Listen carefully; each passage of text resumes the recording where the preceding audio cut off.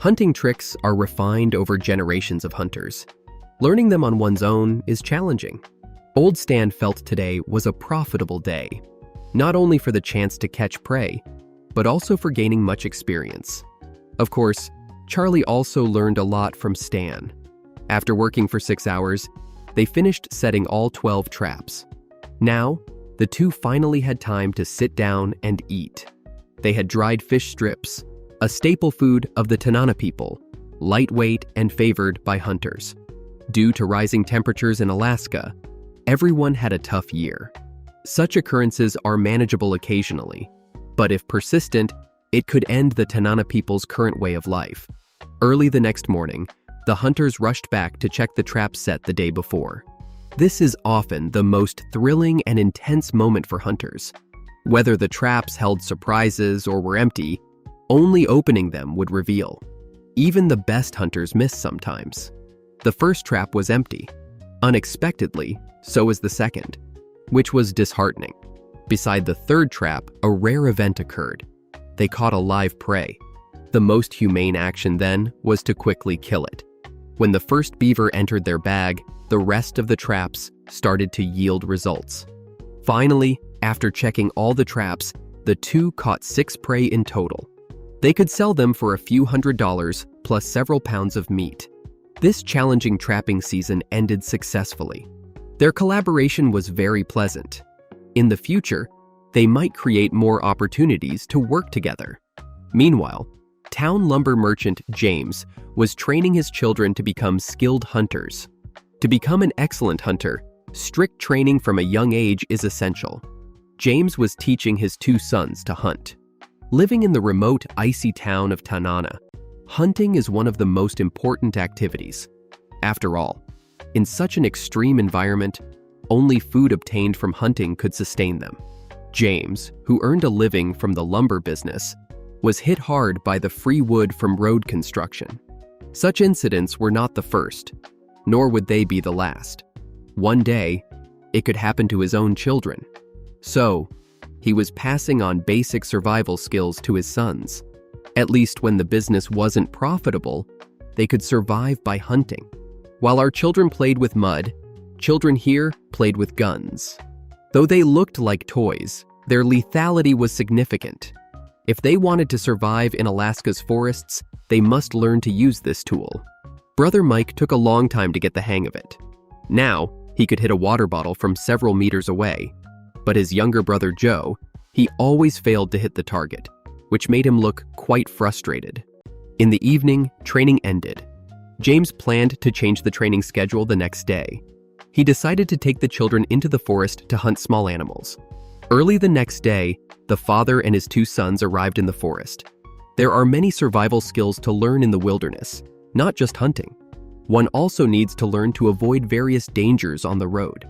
On the ice roads over the Yukon River, if you see areas where the color suddenly deepens, it is likely there are pools of water or ice holes. In such cases, one must quickly avoid them as they can be very dangerous. He warned his children always to carry knives with them. If they accidentally fall into an ice hole, they can still fight back with a small knife. James knew that there was actually just pooled water ahead, but he told the children about the hidden dangers to keep them always respectful of nature. After passing the pooled water area, they continued deeper into the forest. After driving 8 kilometers, they switched to walking. James wanted to hunt a squirrel in this forest with his sons. This small prey is agile and quick, perfect for training the young hunters' shooting and reaction skills. However, 2 hours passed, and they had not found anything. Yet, this is the norm in hunting. Sometimes, tracking large game could take days. Learning to patiently wait is crucial to becoming a good hunter. To find their prey, they started to change locations. Midway, the game suddenly appeared. James let his younger son, who was not in good form yesterday, try first. Unfortunately, he had not been in the right state since yesterday, and today's failure made him even more depressed. The squirrel did not run far, and hunting could continue. This time, Joe followed James's commands and got closer to the squirrel. When he pulled the trigger, the prey fell from the tree. The younger Joe successfully caught up with his brother. After this hunting baptism, the children advanced into young hunters. In the future, they will slowly grow into real hunters and continue to survive in this wilderness. Sometimes I wonder if our children should also learn some basic survival skills. After this year's trapping season ended, the next big hunting season, the goose hunting season, arrived. After the winter trapping season, the annual goose hunting season is upon us. Migrating Canada geese are the most important food of this season. As the goose hunting season began, the hunters of Tanana were eager to start. This is the most important hunting in the spring, as there are no other game available during this period. Without these geese, the hunters would starve. To reach the best hunting grounds at Fish Lake, they rely on an ice road known as Hay Marsh. But this year's unusually high temperatures caused the ice and snow to thaw prematurely. The road, already full of dangers, has now become even more hazardous. As a result, hunters Charlie and Stan, they were conducting a safety inspection on the road, 6 kilometers from the Fish Lake hunting grounds. They discovered a very large ice hole, hidden just after a turn. The water inside was several meters deep. If one carelessly rode into it, it could be fatal. 3 years ago, Hunter George died in this manner. They would not allow this to happen again. Therefore, they made a very conspicuous mark in the middle of the road. To not miss the goose hunting season, they had to find a new safe route. Otherwise, they might not be able to obtain the urgently needed food. They returned to town to discuss how to solve the problem. After some discussion, the hunters decided to create a new path through the dense forest between the ice hole and Fish Lake. Though difficult, they had no other choice. With the plan set, the hunters formed teams and set out. The temperature was still rising, giving them little time. Before reaching the ice hole, they split into 2 teams. Stan led one team to clear a path directly towards Fish Lake. Charlie led another team to bypass the ice hole and head directly to Fish Lake to start repairs from there. They planned to meet at a central point. Theoretically, this would speed up the road repair. The tense work began. Road construction is not an easy task. It required great physical effort, and everyone exerted themselves to the fullest to quickly obtain food. After a strenuous hour, the road was finally clear. They hurried to Fish Lake to set up the hunting grounds and wait for the first flock of geese. They used wooden sticks, straw, and white cloth to build hides to evade the keen eyesight of the geese. Everything was ready. All that remained was to wait patiently. There is no place in Tanana to buy imitation goose calls, so the hunters typically make one from plastic shell casings. Joey burned a small hole in a shell casing to mimic the call of a goose to attract prey. Charlie used a more traditional method, mimicking the goose call with just 2 fingers. After patiently waiting, the first flock of geese finally arrived. Joey missed 3 shots and watched as the prey flew away, feeling somewhat disheartened. All they could do now was continue to wait. After a long while, the second wave of geese arrived. This time, Joey succeeded with a single shot.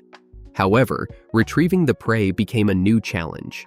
Due to severe melting on the lake surface, no one dared to approach rashly. At that moment, Joey made a bold decision. He decided to ride a motorcycle to retrieve the prey while moving, but he would only pause briefly on the lake surface. There is a high chance of falling into the water and then dying. But this is the life of the hunters. They cannot give up the food that is within their reach just because they are afraid of danger. Joey quickly rushed into Fish Lake, approaching the prey. Stan, his elderly father, was very worried about his son's safety. Watching Joey rush into the lake, his heart was in his throat. Fortunately, everything went smoothly. Joey successfully retrieved the prey. He propped up the head of the prey with a wooden stick to make it look alive. He hoped to use this as bait to attract more geese. This trick proved effective. Geese began to gather towards them. In a short while, they had several catches. This was a good achievement. However, to fill their family's stomachs, they still fell short. The day's hunting was about to end. Charlie only got 2 catches. To gather enough food, he needed at least 10 more. Although geese were continuously added to their tally, the real threat was now in front of them. The next day, old Stan got up early to check the road home. The ice melting here was much more serious than they had anticipated. For everyone's safety, the only solution now was to end the goose hunting season early and hurry home. Even if the hunters were very brave, they could not risk their lives just for a few birds. Stan informed Charlie of the situation first, then ran to notify the young people. At this time, the geese were still flocking to them. Joey was leading the group, busy and happy, without thinking about what the road back would be like. When Stan told them about the current predicament, Joey still planned to wait until evening to go home. After all, waiting for these geese was not easy. But his father reminded him to think about the deceased hunter George. If he had gone home earlier, the tragedy might not have happened. In the end, Joey compromised. Losing their lives for a bit of food was indeed not worth it. All things considered, this year's goose hunting season was unusually short, and everyone's harvest was minimal. But ensuring that everyone could safely return home should be the most important thing. As the ice on the Yukon River was melting rapidly, Tanana was facing a new flood threat. Young hunter Joey's life was hanging by a thread. Do you know how to build a smokehouse? It's actually very simple. After watching a video, you can build one yourself. Tanana's boldest female hunter, Courtney, is also an excellent carpenter. Although she is a woman, she also has the responsibility of feeding her family. When winter passes, they can go down to the river to fish, and this is their most important food source. The people of Tanana have always used smoking to preserve the fish and meat they catch for a long time.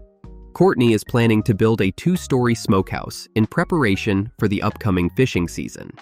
The last 2 years have been particularly tough for the Moore family.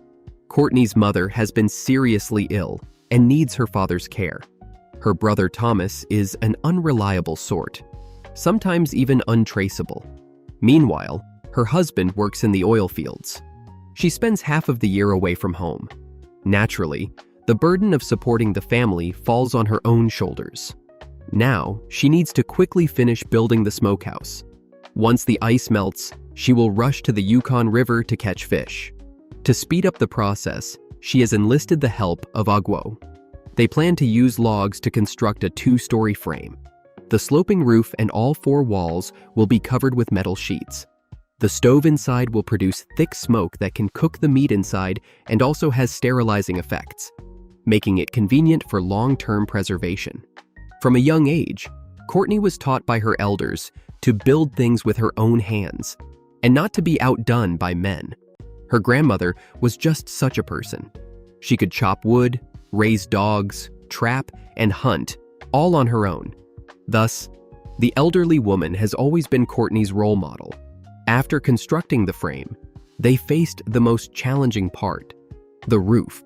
They then realized they had exceeded their wood budget and were short by 2 logs. But in Tanana, this was not a big deal. They could drive to the Yukon River and pick up 2 driftwoods without spending a dime.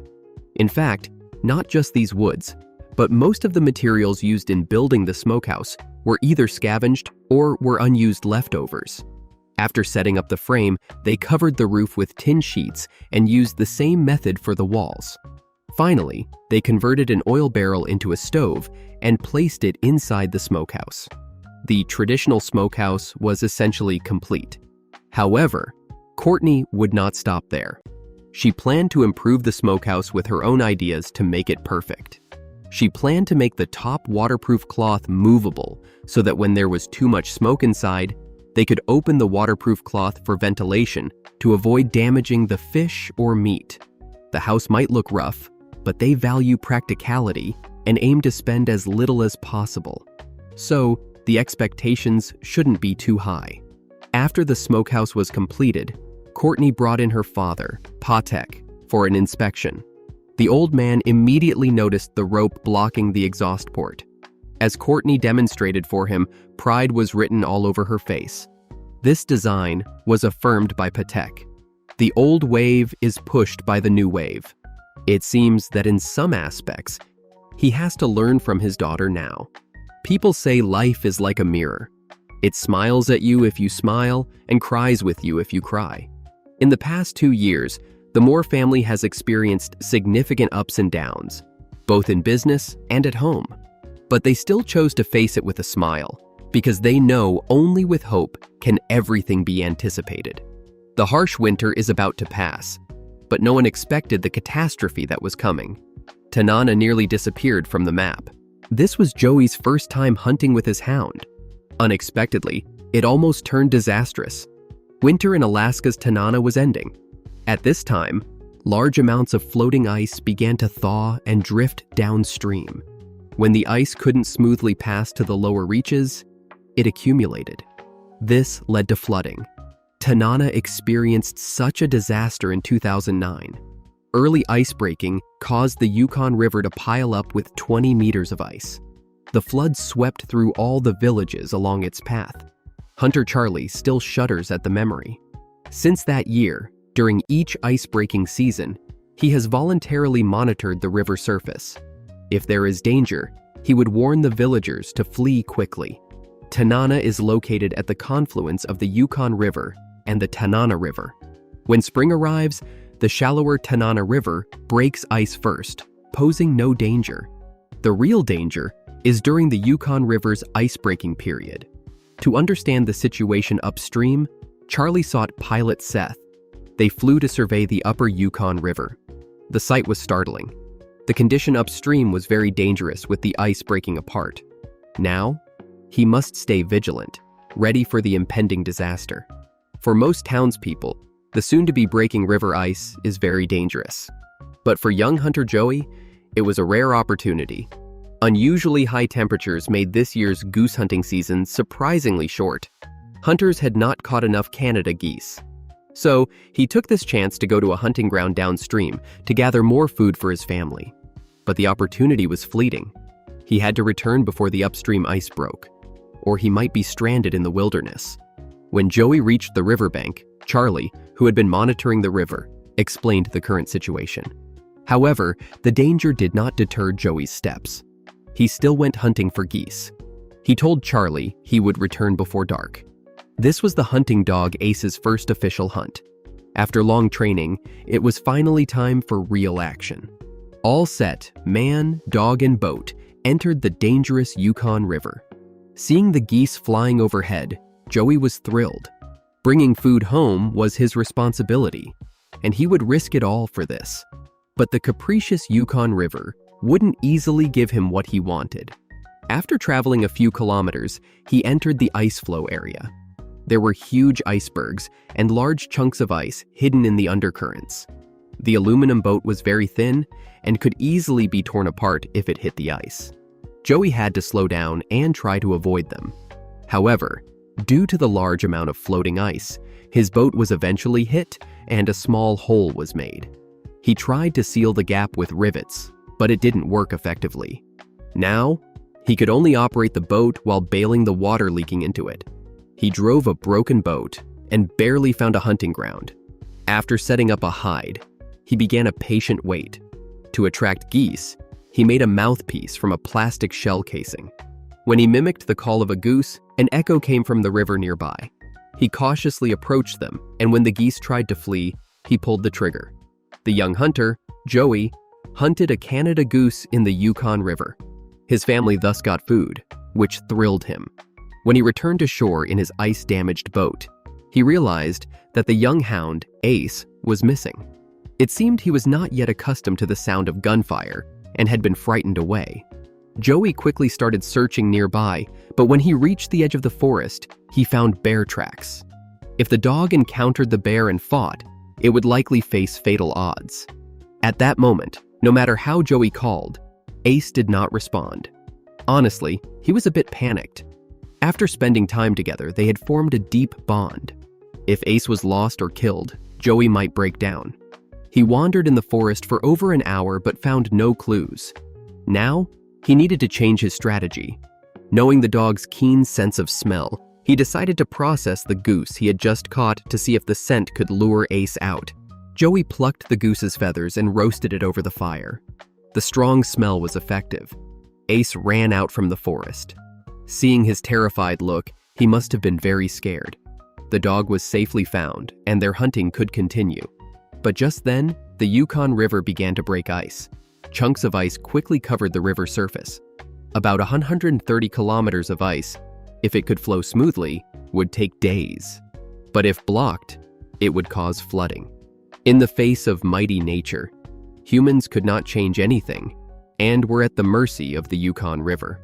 The situation frightened old Stan. His son was still hunting in the wilderness. What should he do? After much thought, he could only hurry to find Charlie for help. By now, Joey had hunted 4 geese. Due to a lack of snow to keep them cool, he had to process them immediately. While he waited for the next game, a plane roared overhead.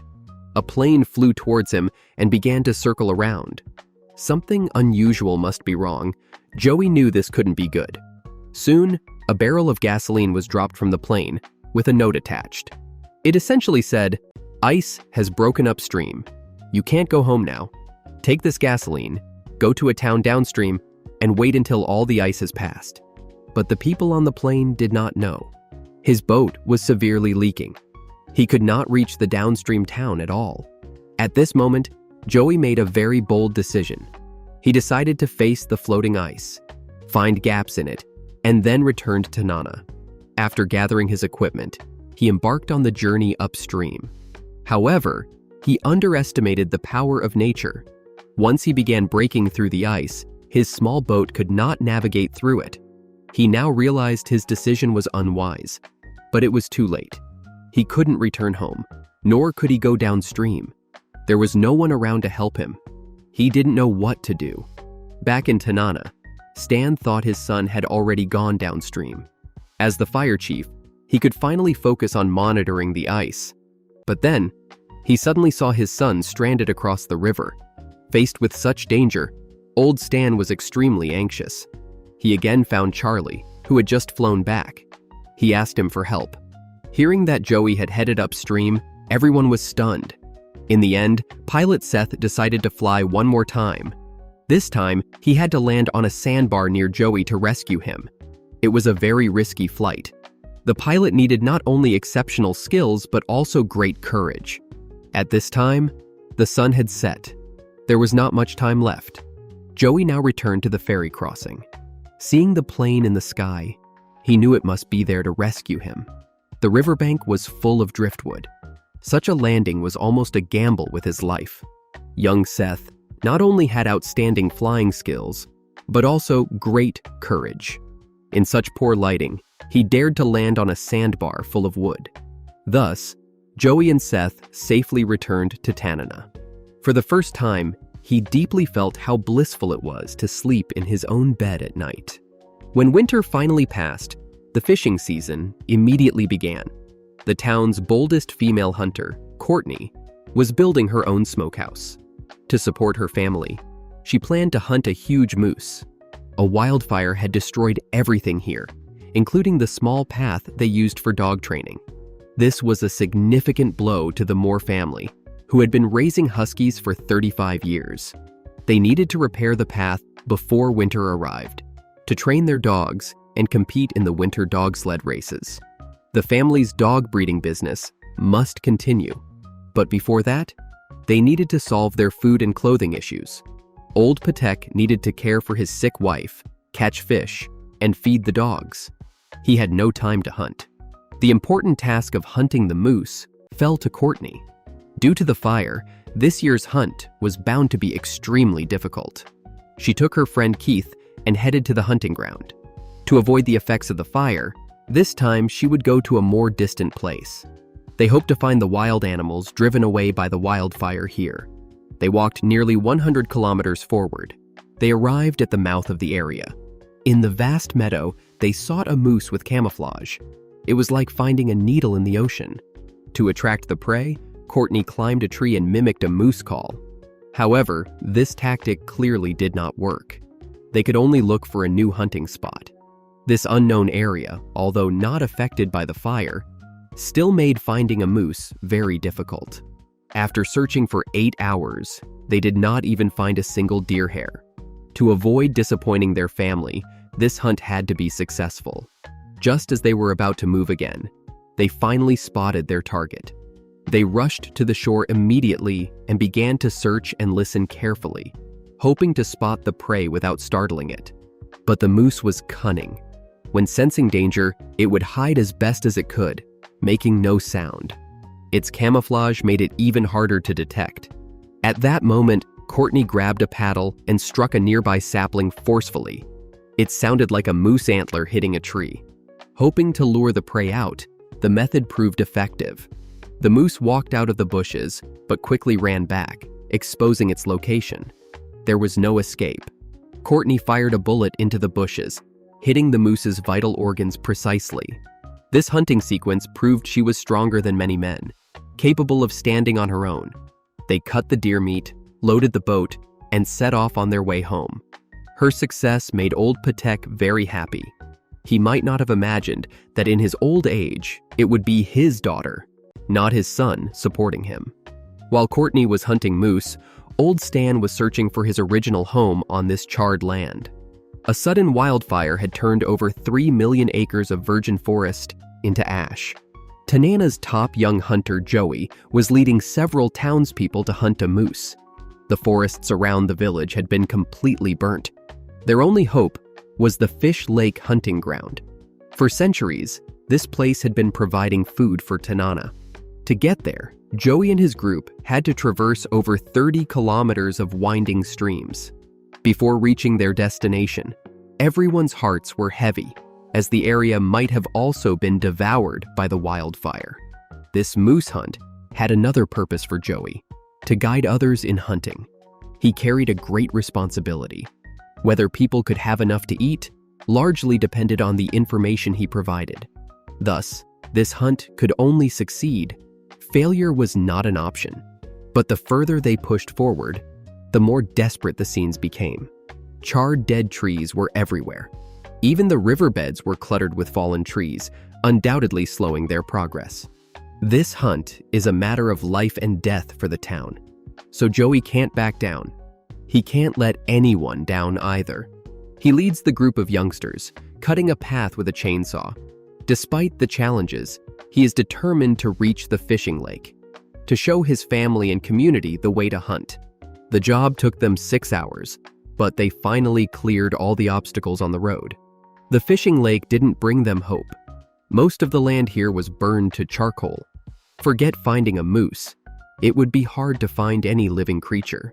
The hunters didn't choose to retreat.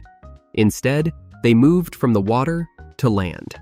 This time, they had to search every inch of the fishing lake for moose tracks.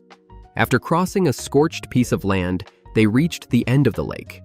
Unexpectedly, this place was a hidden gem. The fire hadn't burned everything here, leaving a glimmer of hope for the hunters. If they could find prey here, their wilderness life could continue. Although this area was untouched by the fire, they still found no game. So many people in town rely on Joey, which greatly increases his pressure. As the leader of the team, whether to continue the hunt or give up, he had to make a choice. With his personality, giving up was unlikely, but continuing to waste time here was pointless. So, he made a bold decision. Continue another 16 kilometers to the abandoned Deep Creek hunting ground to see if they could find one last chance.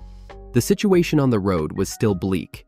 Everything was pitch black, not looking like any creature was around. When they got near the destination, things finally started looking up. There was grass and trees. All could be moose food. It was a very likely place for success. Just then, the prey suddenly appeared. The hunters rushed to the shoreline and began the chase. After a tremendous effort, they finally caught up with the prey. Unfortunately, it was a female moose. According to local regulations, hunting it was illegal. Joey had to let it go. However, since it was the breeding season, and since they found a female, the male should be nearby. In a forest, he successfully found some clues. He immediately started imitating the moose call and hitting the trees. He hoped to lure the male moose out this way. It didn't work.